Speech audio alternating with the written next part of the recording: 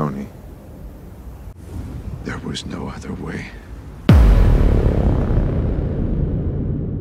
Welcome back, ladies and gentlemen. Hi, chalo.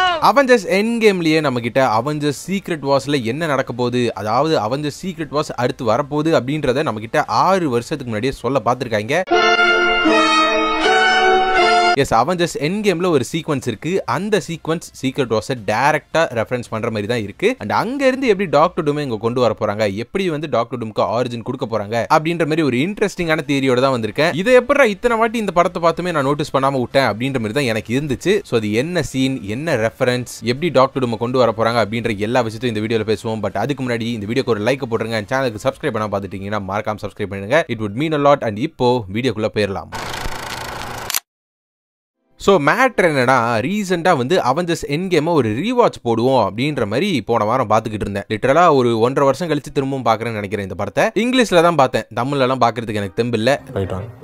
யார்கிட்ட sir சொல்றீங்க? உங்ககிட்ட தான் போயிட்டான். என்கிட்டயா? அந்த படத்தில் தான் முடிவு பண்ணேன், இதுக்கப்புறம் தமிழில் எந்த ஒரு மார்வல் படத்தையும் பார்க்கவே கூடாது அப்படின்னு சொல்லிட்டு. ஏன் அப்படின்றது உங்க எல்லாருக்குமே தெரிஞ்சிருக்கும், தமிழில் பார்த்தா எல்லாருக்குமே தெரிஞ்சிருக்கும். அதுக்கப்புறம் இப்போ தான் டெட்பூல் அண்ட் வூல்வரின் தான் ரீசெண்டாக தமிழில் பார்த்தேன். அது வேற கதை, அதை விட்டுருங்க, அதை பற்றி பேச தேவையில்லை. அப்படி என்னத்தை பார்த்தேன் இந்த அவெஞ்சர்ஸ் எண்ட்கேம்ல, நான் என்னத்தை தான் பார்த்தேன் அப்படின்னு சொல்லிட்டு இந்த வீடியோவோட வந்திருக்கேன் அப்படின்ற மாதிரி கேட்டீங்கன்னா, அவெஞ்சர்ஸ் எண்ட்கேமோட ஒரு ஃபைனல் பேட்டில் இருக்குல்ல, சினிமாட்டிக் ஹிஸ்டரியிலே இந்த மாதிரி ஒரு சீன் வந்திருக்காது. அப்படிப்பட்ட ஒரு பேட்டிலுக்கு முன்னாடி இன்னொரு இன்ட்ரெஸ்டிங்கான ஒரு ஃபைட் வந்து நடந்திருக்கும். நம்ம மார்வல் பிக் 3 இருக்காங்களே, அவங்களுக்கும் தானோஸ்க்கும் ஒரு சண்டை நடந்திருக்கும்.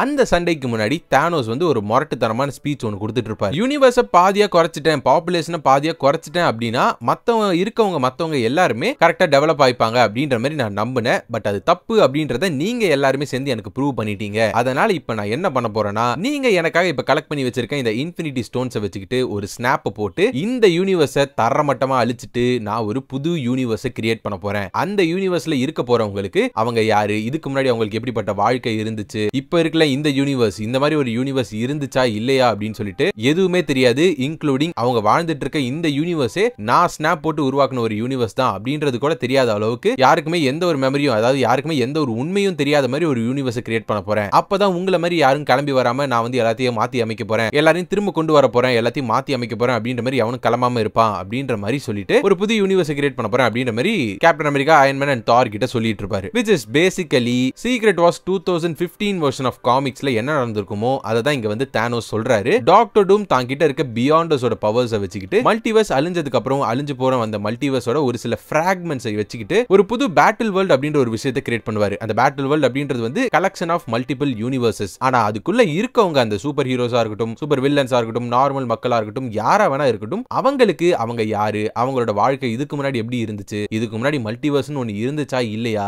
இந்த யூனிவர்ஸை யாரு உருவாக்குனா, கடவுள்னா யாரு அப்படின்னு சொல்லிட்டு எதுவுமே தெரியாம டாக்டர் டூம் தான் அவங்களுக்கு எல்லாமே அப்படின்ற மாதிரி வாழ்ந்துட்டு இருப்பாங்க, எந்த ஒரு உண்மைகளும் தெரியாம. அதுக்கு எல்லாத்துக்குமே காரணம் டாக்டர் டூம் தான். அவர் தான் அந்த மாதிரி மாத்தி வச்சிருப்பாரு. இன்ஃபேக்ட் ரீட் ரிச்சர்ட்ஸோட ஃபேமிலியை மொத்தத்தையும் அவரோட ஃபேமிலியா மாத்தி வச்சிருப்பாரு. பேசிக்கலி அவருக்கு ஏத்த மாதிரி எல்லாத்தையுமே மாத்தி வச்சிருப்பாரு. அந்த ஒரு விஷயத்தை குறிப்பிடுற மாதிரி தான் தானோஸோட வரிகள் வந்து இருந்துச்சு. சோ இதனால தான் நான் சொன்னேன், அவெஞ்சர்ஸ் எண்ட்கேம்லயே சீக்ரெட் வார்ஸ்க்கான ஒரு ரெஃபரன்ஸ் வந்து இவங்க வச்சிருக்காங்க அப்படின்ற மாதிரி முன்னாடியே நான் சொல்லியிருந்தேன். பட் நீங்க எல்லாருமே சொல்லலாம், அவெஞ்சர்ஸ் கேங் டைனஸ்டி நோக்கி தானே எல்லாமே போயிட்டு இருந்துச்சு, அப்பனா இது வந்து கேங்குக்கான செட்டப்பா தானே இருக்கணும் அப்படின்ற மாதிரி கேட்டீங்கன்னா, எஸ் ஆப்வியஸ்லி கேங்குக்காக தான் அவங்க வந்து அதை பிளான் பண்ணியிருக்கணும். பட் கான்செப்ட் சேம் தான். இந்த பேட்டில் வேர்ல்ட், இந்த மல்டிவர்ஸ், இந்த சீக்ரெட் வார்ஸோட கான்செப்ட் மாற போறது இல்ல. அந்த வில்லனை தான் இவங்க மாத்தி இருந்தாங்களே தவிர்த்து டூமுக்கு பதில் கேங்க வச்சிருந்தாங்க. பட் அதுக்கப்புறம் இப்ப பிரச்சனை எல்லாம் போய் ஜானதன் மேயர்ஸோட அந்த பிரச்சனை எல்லாம் வந்து கேங்க ஒதுக்கிட்டு இப்ப டாக்டர் டூம், ஆர்டிஜே தான் டாக்டர் டூம் அப்படின்றத அனௌன்ஸ் பண்ணிட்டு மொத்தமும் இப்ப டாக்டர் டூம் ஃபோக்கஸ் பண்ணி தான் போக போகுது. பட் இதுக்கு முன்னாடி கேங் இருந்தப்போ இந்த சீனை பார்த்ததை விட இப்ப டூம் வரப்போறாரு அப்படின்னு தெரிஞ்சுக்கிட்டு இந்த சீனை பார்க்கும்போது இன்னுமே இது வந்து பயங்கர இம்பாக்ட்ஃபுல்லா டெப்த் அதிகமா இருக்கு இந்த சீனுக்கு அப்படின்ற மாதிரி எனக்கு தோணுது. நான் ஏன் அப்படி சொல்றேன்னா, அப்படியே கொஞ்சம் காலத்துல கொஞ்சம் பின்னோக்கி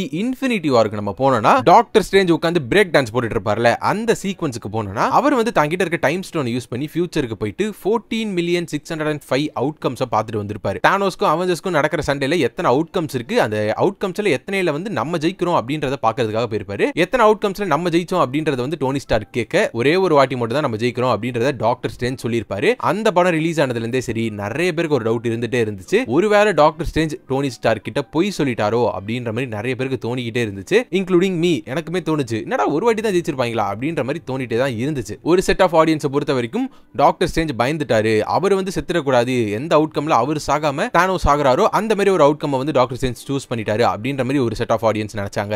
இன்னொரு செட் ஆஃப் ஆடியன்ஸ், அதுவும் டெட்பூல் அண்ட் வூல்வரைன் வந்ததுக்கு அப்புறம் இவர் வந்து நம்ம யூனிவர்ஸோட ஆங்கர் பீயிங், அதனால தான் இவர் செத்துறக்கூடாதுன்ற ஒரு டிசிஷனை வந்து இவர் எடுத்திருக்காரு, அதனால தான் டோனி ஸ்டார்க்கை வந்து இவர் சாக்ரிஃபைஸ் பண்ணிட்டாரு அப்படின்ற மாதிரி இன்னொரு செட் ஆஃப் ஆடியன்ஸ் வந்து யோசிச்சாங்க. சோ இப்போ புதுசா வந்திருக்க தியரி என்னன்னா, டாக்டர் ஸ்ட்ரேஞ்சுக்கு டோனி ஸ்டார்க் வந்து இப்படியே போயிட்டு இருந்தானா அவன் வந்து ஒரு கட்டத்துல டாக்டர் டூமா மாறுவான் அப்படின்ற ஒரு விஷயம் வந்து டாக்டர் ஸ்ட்ரேஞ்சுக்கு அந்த ஒரு 14 மில்லியன் அவுட்கம்ஸ்ல தெரிய வந்திருக்கு. ஏகப்பட்ட அவுட்கம்ஸ்ல இவன் டாக்டர் டூமா மாறுறது தான் நடக்குது அப்படின்ற ஒரு விஷயத்தை டாக்டர் ஸ்ட்ரேஞ்ச் வந்து பார்த்திருக்கலாம். ஏன் இவர் டாக்டர் டூமா மாறணும் அப்படின்ற மாதிரி கேட்டீங்கன்னா, டோனி ஸ்டார்க்கோட மோட்டிவே என்ன? a suit of armor around the world, உலகத்தை பாதுகாக்கணும், எந்த ஒரு கெட்டவங்க கிட்ட இருந்து உலகத்தை பாதுகாக்கணும் அப்படின்றது தான் அவரோட மோட்டிவ். அந்த ஒரு முயற்சியில தான் நம்மளே பார்த்திருப்போம் டோனி ஸ்டார்க்கோட மெஜாரிட்டி வில்லன்ஸ் வந்து அவரால கிரியேட் பண்ணப்பட்ட வில்லன்ஸ் தான் அப்படின்ற மாதிரி நம்மளே பார்த்திருப்போம். உதாரணத்துக்கு நீங்க அல்ட்ரானே எடுத்துக்கோங்களேன், அல்ட்ரானே டோனி ஸ்டார்க்கால உருவாக்கப்பட்ட ஒரு பிரச்சனை தானே. சோ இப்படியே போயிட்டு இருக்கும்போது நமக்கு வந்து இந்த டெக்னாலஜியோட பவர் மட்டும் நம்பிட்டு இருந்தா பத்தாது, நமக்கு இன்னுமே பவர் தேவைப்படும் அப்படின்னு சொல்லிட்டு ஒரு கட்டத்துல டோனி ஸ்டார்க் வந்து மேஜிக்கோட பக்கம் திரும்பலாம், சார்சரியை கத்துக்கணும் அப்படின்ற மாதிரி போகலாம். அண்ட் அப்படி அவர் போகும்போது சார்சரியும் அவர் கத்துக்கிட்டாரு அப்படின்னா அதுலயும் ஒரு மாஸ்டரா மாறிட்டார் அப்படின்னா, அண்ட் அப்பதான் அவர் வந்து டாக்டர் டூமா மாறதுக்கான வாய்ப்புகள் இருந்திருக்கும். Because Doctor Doom basically technology and sorcery இது ரெண்டுத்திலுமே மாஸ்டரா இருக்கக்கூடிய ஒரு கேரக்டர், பெர்ஃபெக்ட்டா சிங்க் ஆகும்.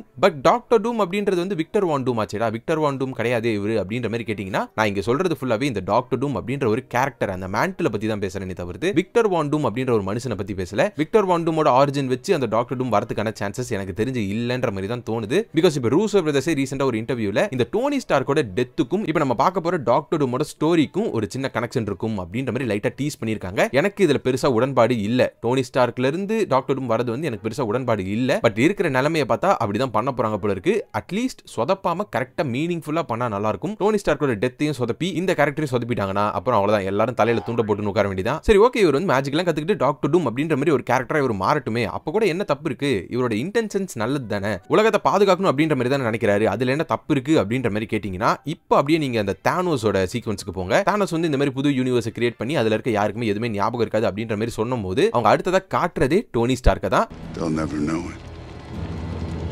இது வந்து அவங்க இன்டென்ஷனலா பண்ணாங்கன்னு நான் சொல்ல வரல, பட் இப்போ அது பயங்கர மீனிங்ஃபுல்லா இருக்கு. தானோஸ் இந்த மாதிரி சொன்ன உடனே அவங்க அடுத்து காட்டுற ஃபேஸே டோனி ஸ்டார்க் தான். சோ வை நாட் வேற யூனிவர்ஸ்ல இருக்க டோனி ஸ்டார்க் சாகாம, அதாவது சாக்ரிஃபைஸ் பண்ணாம வேற ஒரு விதத்துல தானோஸ் வந்து செத்து அதுக்கப்புறம் டோனி ஸ்டார்க் வந்து ஓகே தானோஸ் வந்து இந்த மாதிரி சொன்னால அவனுக்கு ஏத்த மாதிரி ஒரு யூனிவர்ஸ் கிரியேட் பண்ணி யாருக்குமே எதுவுமே ஞாபகம் இல்லாத மாதிரி மாத்த போற அப்படின்ற மாதிரி சொன்னால, நம்ம ஏன் எந்த ஒரு பிரச்சனையுமே வராம எந்த ஒரு கெட்டவனுங்களும் இல்லாம ஒரு யூனிவர்ஸ் கிரியேட் பண்ணி எல்லாருமே பாதுகாப்பா வச்சுக்க கூடாது அப்படின்ற மாதிரி ஒரு இன்டென்ஷன்ல அந்த மாதிரி ரியாலிட்டியவே மாத்தணும் அப்படின்ற மாதிரி எல்லாம் பவர்ஸ் தேடி ஒரு போகும்போது அல்டிமேட்லி ஒரு கொஞ்சம் கொஞ்சமா ஈவிலா மாறிட்டே வரலாம். பிகாஸ் நம்மளே பார்த்திருக்கோம், எவ்வளவு நல்லவனா இருந்தாலும் பரவாயில்ல, ஒரு அல்டிமேட் பவர் கிடைக்கும் போது ஒரு கட்டத்துல அவன் கெட்டவனா மாறுற மாதிரி ஏகப்பட்ட ஸ்டோரி லைன்ஸ் நம்ம மூவிஸ்ல பார்த்திருக்கோம். சோ அந்த மாதிரி இந்த யூனிவர்ஸை பாதுகாக்கணும்னு நினைச்ச ஒரு கேரக்டர் இப்ப டாக்டர் டூமா மாறி அவனோட இன்டென்ஷன்ஸ் என்னதான் நல்லதாவே இருந்தாலும் இப்ப வந்து அவன் யூனிவர்ஸை டேக் ஓவர் பண்ணணும் அப்படின்ற மாதிரி நினைக்கிறான் அப்படின்ற மாதிரி ஒரு விஷயத்தை நம்மளோட யூனிவர்ஸ் டாக்டர் ஸ்ட்ரேஞ்ச் வந்து பார்த்திருக்காரு. அதனால அது நடக்கக்கூடாது அப்படின்ற மாதிரி தடுத்து தானோஸ் அண்ட் டோனி ஸ்டார்க் இவங்க ரெண்டு பேருமே சாகிற மாதிரி என்ன அவுட்கம் வருது அப்படின்றத பார்த்து கரெக்டா அந்த ஒரு அவுட்கம் சூஸ் பண்ணி டோனி ஸ்டார்க் கையாலேயே தானோஸை போட்டு தள்ளி டோனி ஸ்டார்க்கையும் சாக்ரிஃபைஸ் பண்ண வச்சிடுறாரு. சோ இது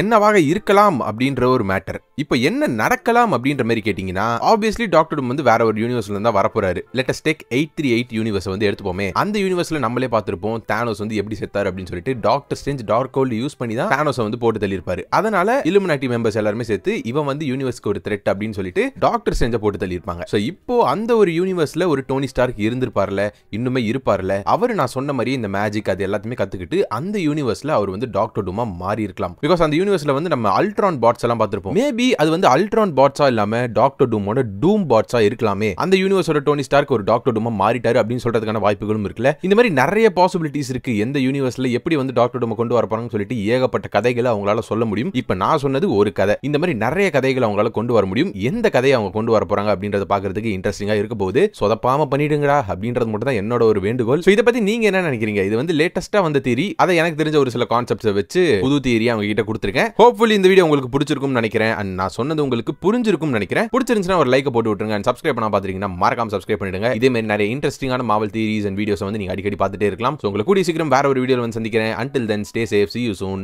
Bye.